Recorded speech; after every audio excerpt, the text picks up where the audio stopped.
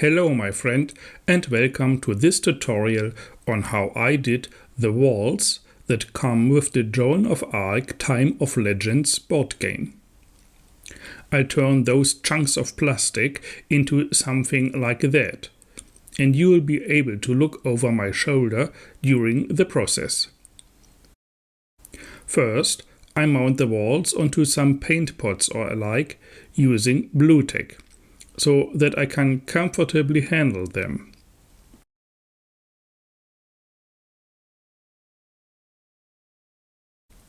Then I start painting by applying a coat of black primer.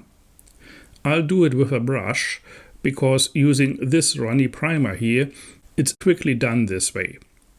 But of course you can also prime your models using an airbrush or some rattle can primer. But don't skip this step, since the primer will allow your paint to stick to the model much better than the bare plastic. After the primer has dried, I'm going to give those stones a base color, using a somewhat mid-tone gray paint. Not too bright, not too dark, and if possible, with a hint of brown in it. Using this color, I generously paint all the stones, but I'm certainly not too careful here. It's absolutely okay if there are black spots of primer left visible in the recesses.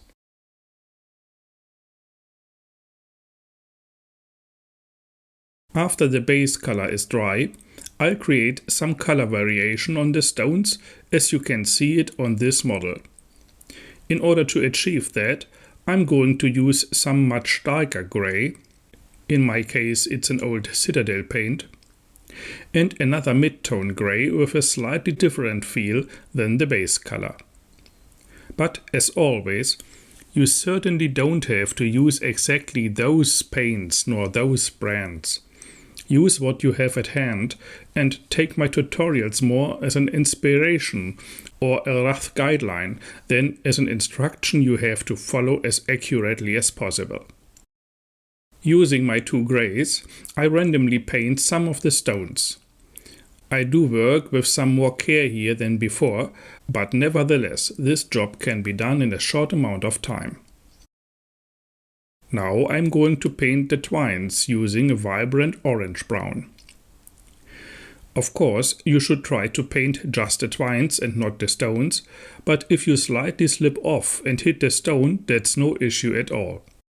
If the mistake is too big, just correct it using the stone's color.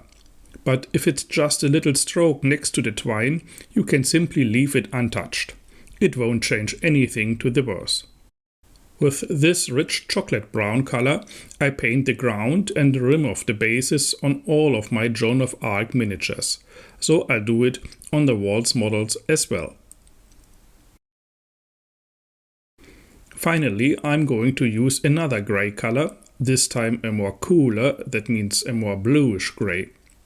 With this color I'm painting the few little stones that you can find on the ground.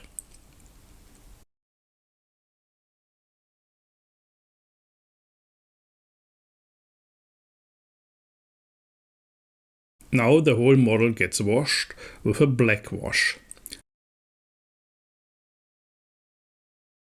Just splash it on generously and let it dry completely afterwards.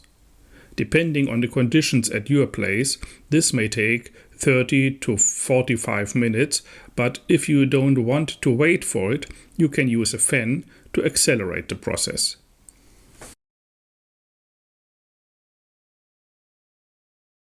When the wash is dry completely, we are going to dry brush the whole model using a light but warm brownish gray.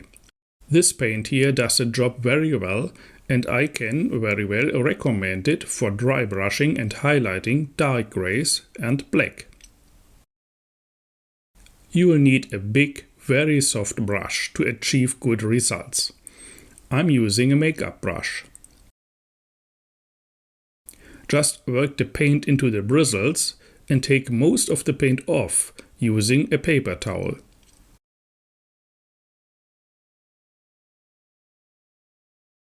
When there's barely paint left on the brush, slightly go over the model with it. The leftover paint will stick to the edges and raised parts of the model, leaving the more recessed parts in their darker color. Hence, creating a nice contrast the easy way.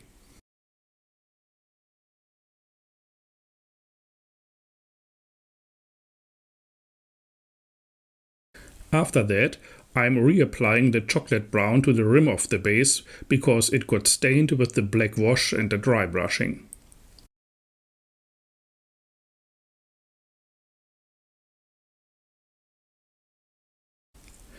To bring back the brown color on the twines, I'm going to use a brown wash. With this wash, I'm coloring just the twines. And again, it's absolutely no problem if some of the wash hits also the stones next to the twines.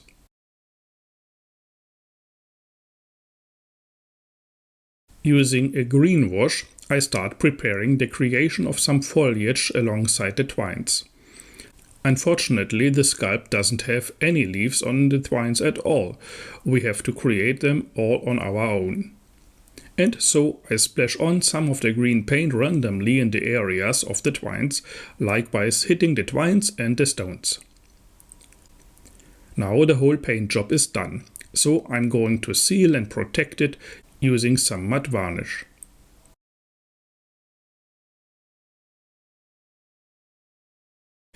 After the varnish has had enough time to dry completely, I'm going to create the vegetation using some extra materials like this very tiny brown stuff called plant hues and this vibrant green turf. In order to glue the materials onto the model, I'm using Mod Podge, but any other regular PVA glue will do the job as well. At first, I'm applying random spots of slightly diluted glue alongside the twines, and then I'm sprinkling on some of the brown hue. I do so with a small sieve to distribute the superfine material evenly. In the end, this will give you a quite natural look of dead leaves and dust collected in the recesses next to the twines. Then I'm going to repeat the process, but this time using the green turf. I cover quite large areas with it, since this will represent the majority of the leaves on those twines. Now comes the magic that brings the vegetation really to life. For that effect, I'm going to use this stuff here. It's just a really fine loose tissue coated with also really fine leaves, of which several are quite loose. But of course, we'll use the loose leaves as well. Actually, that will be our first step here.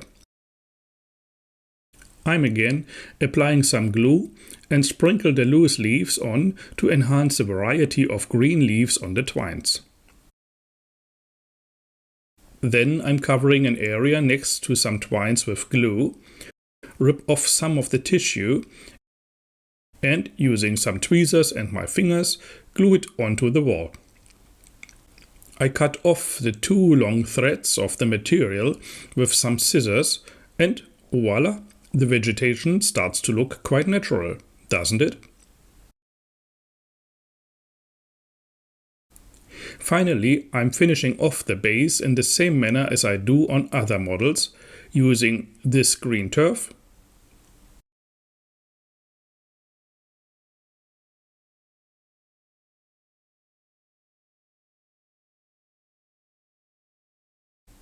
and some tiny grass tufts.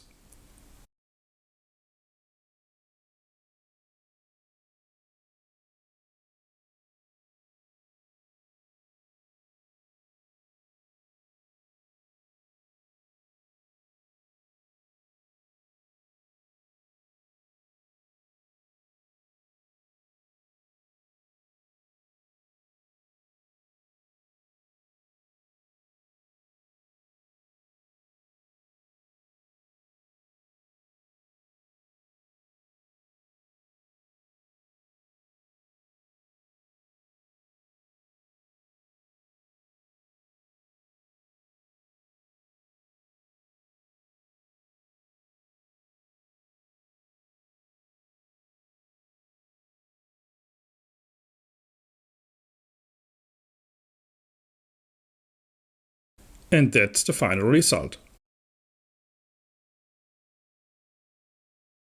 I hope you find this tutorial useful, and if you liked it, please tune in for the next one.